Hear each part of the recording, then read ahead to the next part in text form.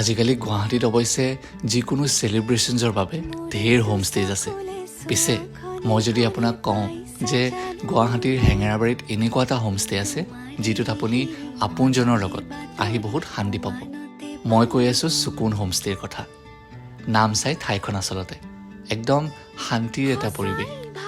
ইয়াতে আছে এটা বেডৰুম, যিটোৰ এম্বিয়েন্সটো দেখি ধৰিবই পাৰিছে চাগে যে কিমান কোজি আৰু এস্থেটিক হয়। মিনিমেল ডেকৰেশ্যনছৰ এই হোমষ্টেটোৰ ষ্টাৰ্টিং প্ৰাইচ হৈছে 1800 টকাৰ পৰা। এই কৰ্নাৰটো চাওকচোন, আপোনজনৰ সৈতে ইয়াতে বহি কফি একাপ খোৱাৰ আমেজটোৱে সুকীয়া হ'ব। ডাইনিঙত সদায় ফ্ৰেছ ফ্লাৱাৰ্ছ থকাৰ লগতে এটা কিটচেন, ৱাইফাই, বাথৰুম আদিৰ উপৰিও এটা ড্ৰয়িং ৰুমো আছে, য'ত আপোনালোকে এক্সট্ৰা এখন বিচনাও পাব। গতিকে আপুনি যদি অলপ শান্তিৰ হোমষ্টে বিচাৰি আছে তেতিয়াহ'লে সুকুন হোমষ্টে এবাৰ আহি যাব।